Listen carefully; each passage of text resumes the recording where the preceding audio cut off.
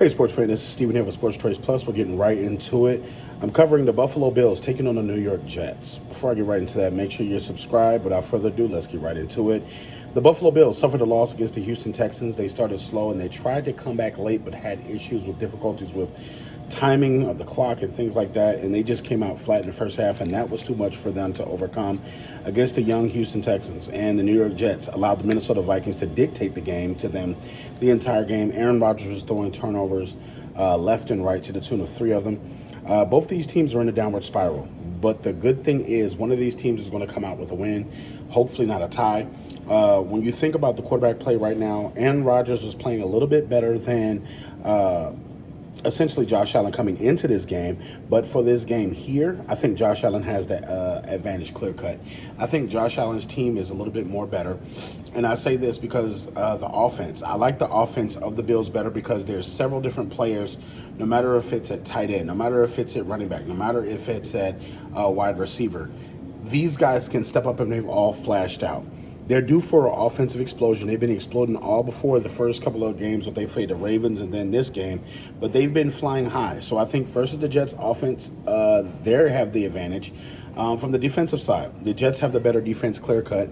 The Jets can hold people to lower scores, but at the same time, their offense is anemic. They're not scoring points if you're following the Jets games.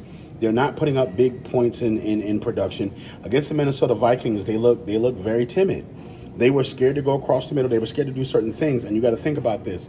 There's a lot of talk about Davante Adams, and Wilson is in-house thinking, should I be traded? Because I'm clearly not connecting with Aaron Rodgers right now. I'm not getting a lot of these targets. I'm not getting a lot of the big-time catches that I'm supposed to be getting. So, it could be a little distraction. A lot of distraction comes from the coaching staff. A lot of distraction comes from that locker room.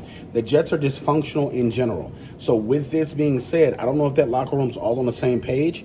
I know that they're missing having attacking defensive ends, and I know that they could definitely use Hassan Reddick. But at this point in time, it looks like the Jets are just content with being mediocre.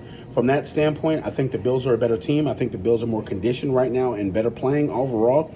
I trust Josh Allen more than I trust Aaron Rodgers right now. And I know that Aaron Rodgers has all these stats and all these awards and all these things he won previously. We're talking about here and now.